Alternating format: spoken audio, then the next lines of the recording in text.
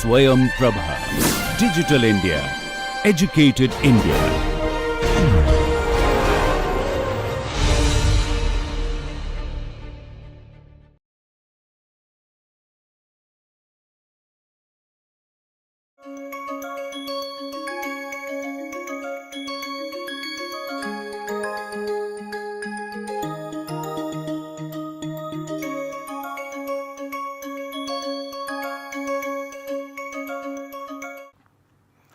Welcome.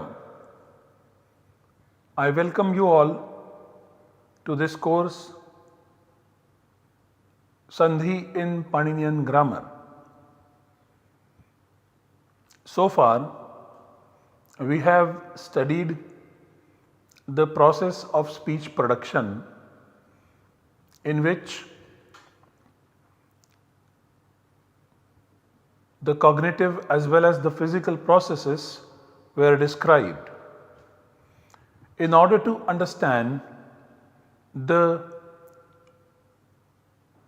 cognitive process which is behind the actual audible speech of which sandhi is a part, we delved deep into this particular process. And we studied the process of speech production. In this lecture, we shall study the features of the speech thus produced, the speech which is audible. We studied this particular source, Paniniya Shiksha, and the verses namely Atma Buddhya Sametyarthan Mano Yunkte Vivakshaya Manah Kayagni Mahanti Saprerayati Marutam Marutastūrasi charan mandram janayati svaram sodirno murdhya vihato paktramapadya marutah varnanjanayate. And we studied these verses closely and found that there are 8 stages which are generated, which are stated in these verses. And these 8 stages are: the first one is Atma Buddhya Sametyarthan. The second one is Mano Yunkte Vivakshaya. The third one is Manah Kayagni Mahanti. The fourth one is Saprerayati Marutam. The fifth one is Marutastūrasi charan mandram janayati svaram. The sixth one is Sodirno murdhya vihato. The seventh one is Vaktramapadya marutah. And the eighth one is Varnanjanayate. Amongst these, the first two we saw describe the cognitive stage, which can be called as the program of the language. And the remaining ones, they are the physical ones. And we also showed this in the form of a diagrammatic representation in the previous lecture. Now in this lecture, we shall study the features of the sounds thus produced. In order to study the features of the sounds thus produced, we also need to study one more important concept, namely an important means, most important means in the oral cavity, which is jivha, which is the tongue. Jivhatu karanam smritam.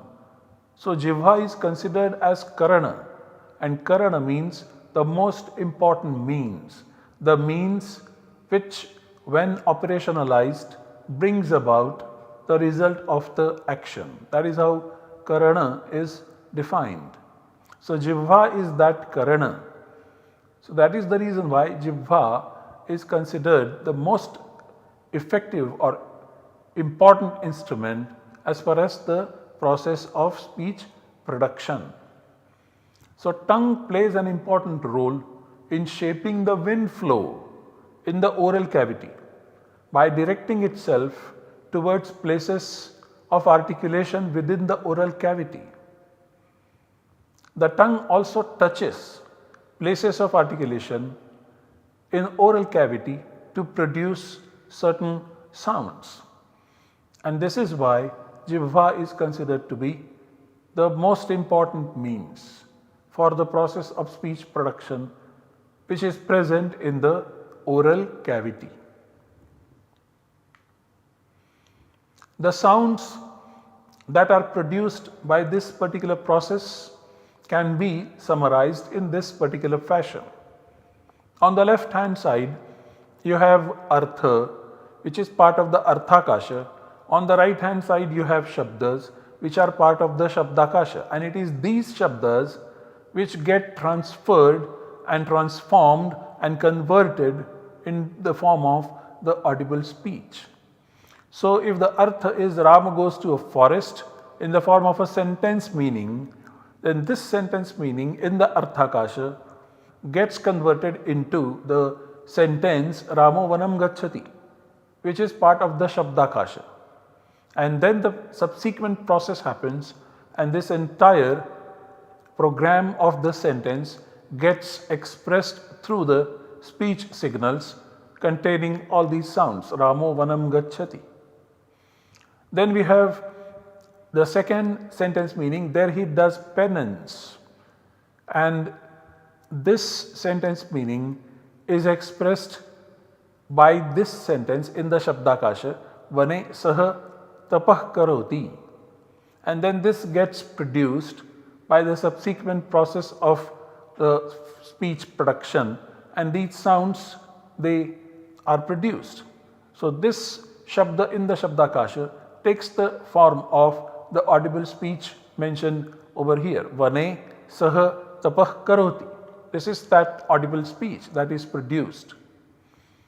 Then in the sequence we have the sentence meaning, then he slays Vali. This sentence meaning corresponds to the Shabdakasha part, namely Tataha Saha Valinam Hanti. This is that sentence. And this sentence, which is part of the Shabdakasha, then gets transformed into the audible speech signals in the form of Tataha Saha Valinam Hanti, in this sequence, in this manner. Similarly, then we have, then he slays Ravana as the meaning, which then gets transformed in the Shabdakasha as Tataha Saha Ravanam Hanti, which following the subsequent process gets transformed in the sounds Tataha Saha Ravanam and Hanti. Similarly, the last meaning in the sequence is then he comes back, and this meaning in the Arthakasha gets transformed in the Shabdakasha in the form of Tataha Saha Pratyagacchati, which then gets converted into the form of the speech signals, namely Tataha, Saha and Pratyagacchati. Here we have Arthas in the Arthakasha, here we have Shabdas in the Shabdakasha, and these Shabdas get transformed in the form of the audible speech expressing these meanings. And here there are 5 sentences which are interlinked. So, we can say that this is a paragraph of 5 sentences, one unit, a paragraph of 5 sentences. And so, these 5 sentence meanings, they get transformed into the 5 sentences over here. These are the sentence meanings and these are the sentences. So, 5 sentence meanings coming one after another, forming one unit, they get transformed in the Shabdakasha in the form of these 5 sentences, and then the sentences get produced. Now, in these, it is important to note that the process of sandhi happens over here in the Shabdakasha, which is what is reflected in the actual audible speech.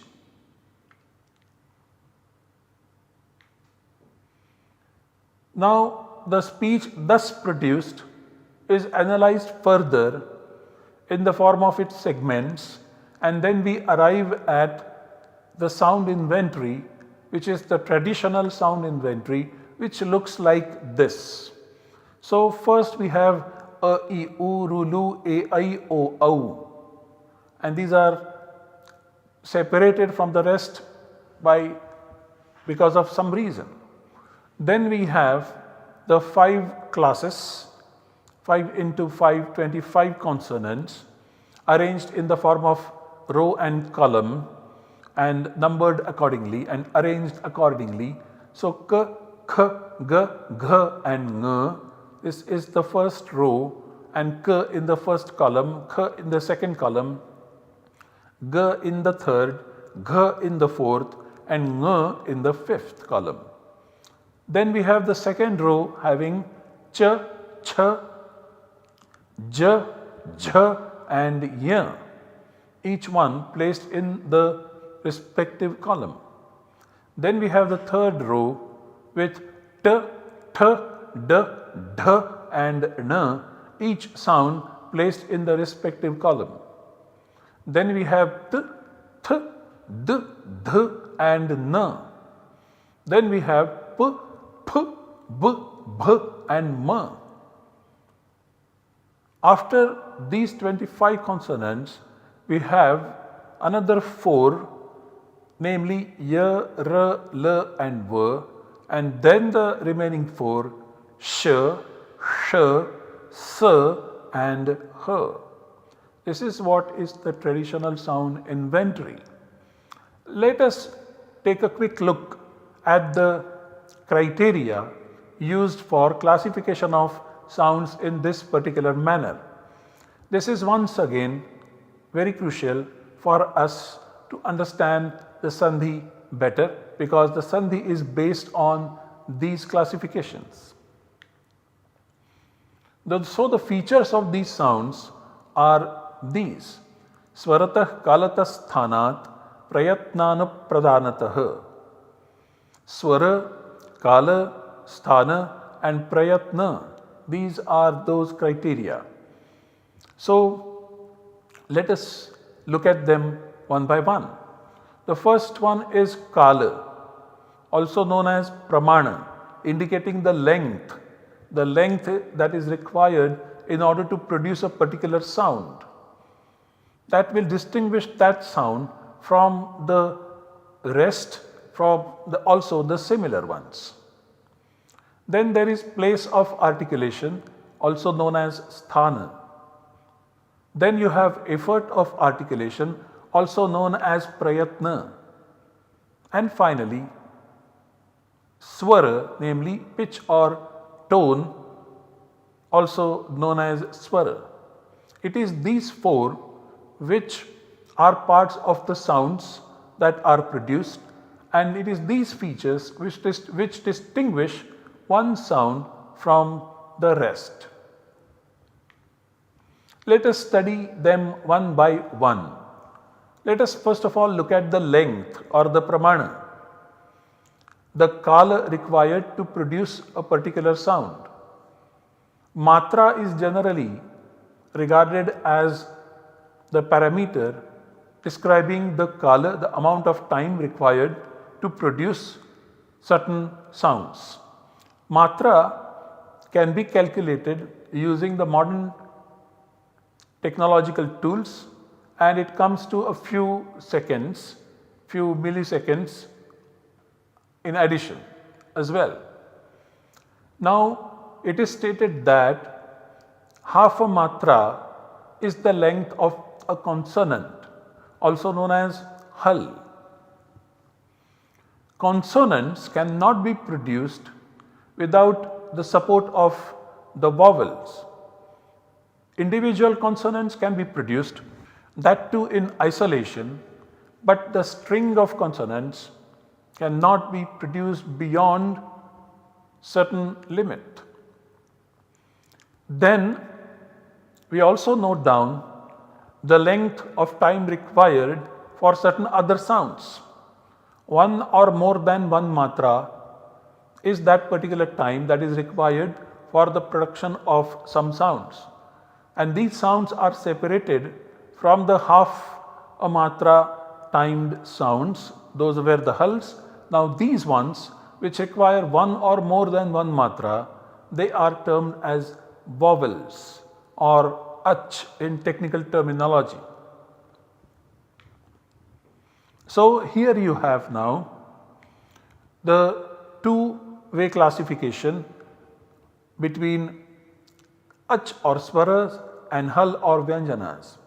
A, I, U, Ru, Lu, A, I, O, Au, they all require minimum one matra time for their production, and that is the reason why these are considered to be the swaras or the vowels, whereas all these they take half a matra time to get produced, and that is one of the reasons why they are separated.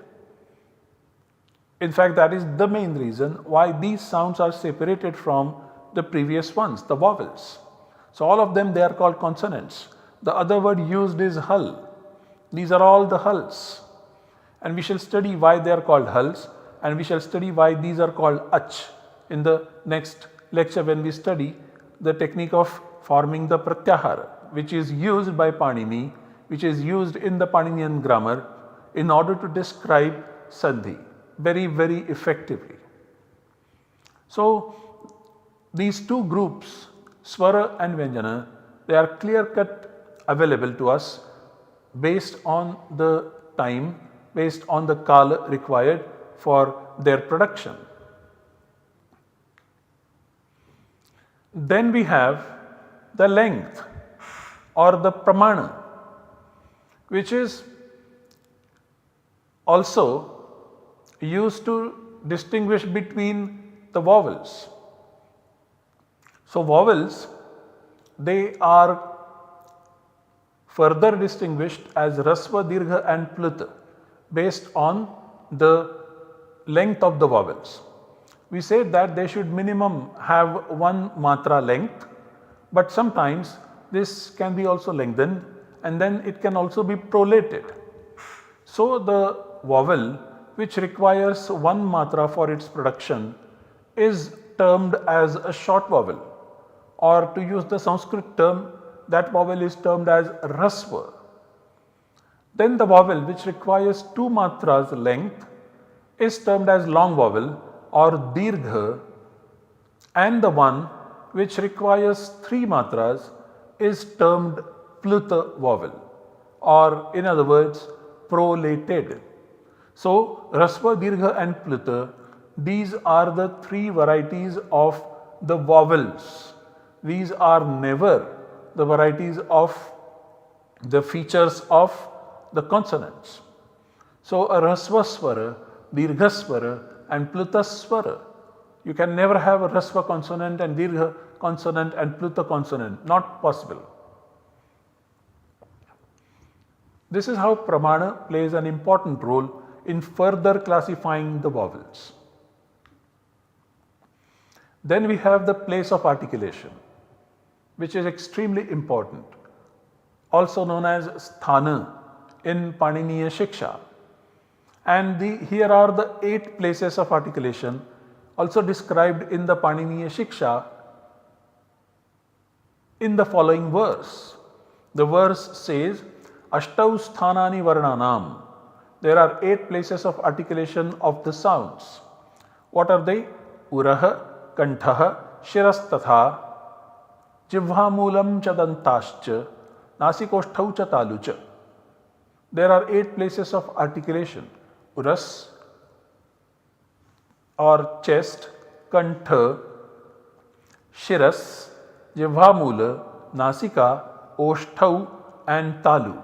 Kantha is Vilam, Shiras is the Murdhan, cerebrum, Jivhamula is the root of the tongue, Nasika is the nose, Osthau is the lips and Talu is the palate.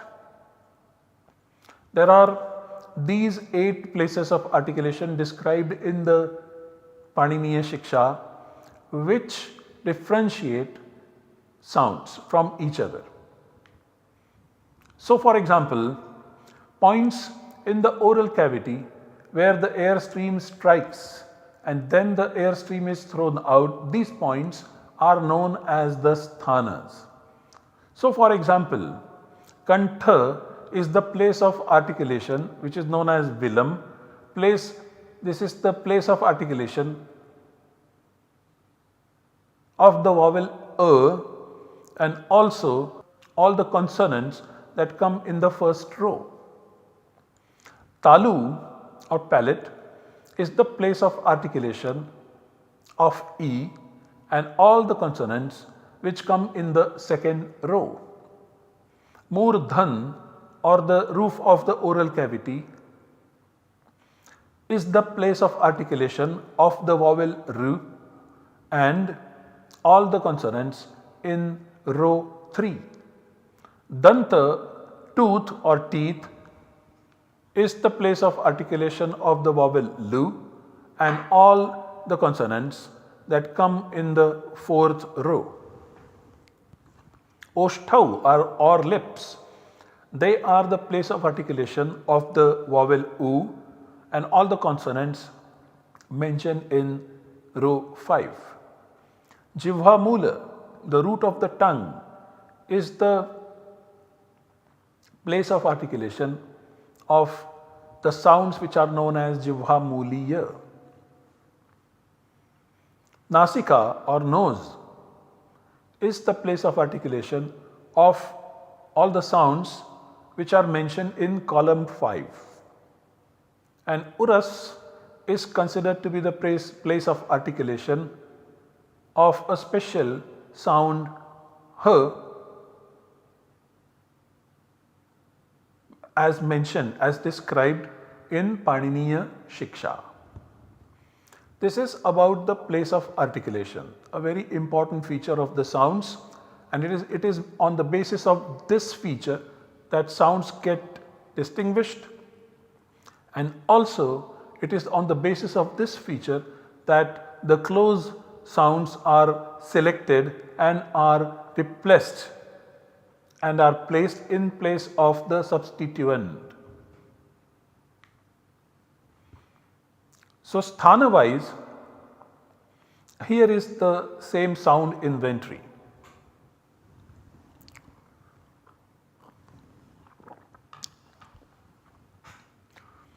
So, here we have and H having kantha as the place of articulation along with the row 1.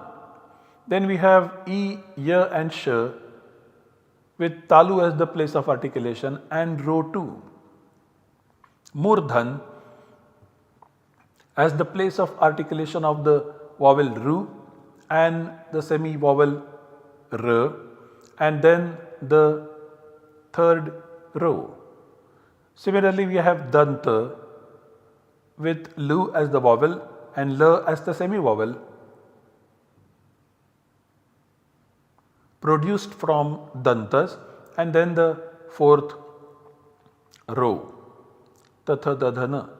And then finally we have lips Oshtau, which act as the place of articulation of U and V, and then the consonants in the fifth class per class. We have two special places of articulation with a combination of the two places, Kantha and Talu and Kantha and Oshtha, and A and I, they are produced from Kantha Talu, O and Au, they are produced from Kantha Oshtau. So, Aha, Ka, Kha, Ga, Gha, Ng, they are produced from Kantha. I, Ya, Sh, Ch, Ch, J, Jh, Y, they are produced from Talu. Ru, R, and T, Th, D, Dh, N, they have the place of articulation Murdhan. Then Lu, L, T, Th, D, Dh, N, they have Danta as the place of articulation. U, V, P, Ph, B, Bh, M, they have Oshtau as the place of articulation. A and I have Kantha Talu as the place of articulation, and O and Au have Kantha Oshtau as the place of articulation. This is the overall description of the sounds, and it is important to remember this distinction and these features so that the substitute selection will become easier. Now, if we look at the effort of articulation, we note that the effort of articulation covers the quality of air stream, namely the volume, or whether it touches the windpipe or not and generates effect or not, whether it touches the vocal cord and generates effect or not. These are considered as the efforts of articulation. Generally, there are two types of efforts, Abhyantara and Bahya. Abhyantara is the one that is internal inside the oral cavity, and Bahya is out of oral cavity in windpipe, etc. The Abhyantara Prayatna is of these four types. Sprishta, which means contact, touch of the tongue with the place of articulation. All 1 to 5 rows plus column 1 and column 5, all of them, they are called sprishtas. Then we have Ishat Sprishta, slight contact, slight touch of the tongue with the place of articulation, and this is ya, va, ra and la. Then we have Vivruta, openness of the oral aperture. All the vowels minus a and sh, sa, ha, they have Vivruta as the Abhyantara Prayatna. And finally Samvruta, which is the Abhyantara Prayatna of a. Samvruta is closed, and this is the Abhyantara Prayatna of a. So this is how we can describe the Abhyantara Prayatna in the traditional sound inventory, where all the vowels except a, they are called Vivruta as Abhyantara Prayatna. A has got Samvruta as its Abhyantara Prayatna. All these from row 1 to 5 and columns 1 to 5, these 25 sounds, they have the Abhyantara Prayatna Sprishta. Ya, ra, la, va, they have the Abhyantara Prayatna Ishat Sprishta, and sh, sa, ha, they also have the Abhyantara Prayatna Vivruta. Then we talk of the Bahya Prayatna, and here are the Bahya Prayatnas for you. Shvasa, which is breath, and this is the Bahya Prayatna of column 1 and 2 plus sh, and sa. Nada, resonance, this is the Bahya Prayatna of columns 3, 4 and 5 and ha. Aghosha, voiceless, this is the Bahya Prayatna of columns 1 and 2 and sh, sa. Ghosha is the Bahya Prayatna of columns 3, 4 and 5 and ha. Vivara, openness, is the Bahya Prayatna of columns 1 and 2 and sh, sa. And Samvara is the closure is the Bahya Prayatna of columns 3, 4, 5 and ha. So each sound has multiple Bahya Prayatnas. Similarly, there is another type of Bahya Prayatna called Alpa Prana and Mahaprana, less aspirate or more aspirate. So columns 1, 3 and 5, they are called less aspirate, whereas columns 2 and 4 and sh, sa, ha, these are called more aspirate or Mahaprana. So now when sandhi happens and when a particular substitute comes in place of a particular substituent, the selection of the proper substitute is made on the basis of all these features. The Abhyantara Prayatna primarily, and then also sometimes Bahya Prayatna. Now we can place the Bahya Prayatna in this particular sound, in this particular manner in the traditional sound inventory. So, Shvasa, Aghosha, Vivara, these are the Bahya Prayatnas of column 1, column 3 and also column 5. Nada, Ghosha, Samvara, these are the Bahya Prayatnas of column 2 and column 4. Along with them they also are Mahaprana. Column 2 and 4 they are Mahaprana. And column 1, 3 and 5 they are called alpa prana. Similarly, sh, and s, they are called shvasa, aghosha, vivara and mahapranas. And h is called nada, ghosha, samvada and mahaprana Bahya Prayatnas. This is how Bahya Prayatnas get described. And also the accent, the tone or the pitch. There are three accents. These are the features of vowels. And they are udatta, acute, anudatta, grave and swarita, circumflex. And remember, these are the features only of the vowels. There are certain features that vowels do not have, and there are certain features that vowel do have, and some features which the consonants do not have, and there are some other features which only they have. To summarize, we studied in this lecture the features of sounds produced by the process of speech production as described in the Paninian Shiksha. These features serve as parameters for selection of a substitute in place of a substituent. This information serves as the base for sandhi. Paninian grammar rearranges these sounds to form technical terms to be used in the description of sandhi, and these terms are called pratyaharas, and it is these that we shall study in the next lecture. Thank you very much.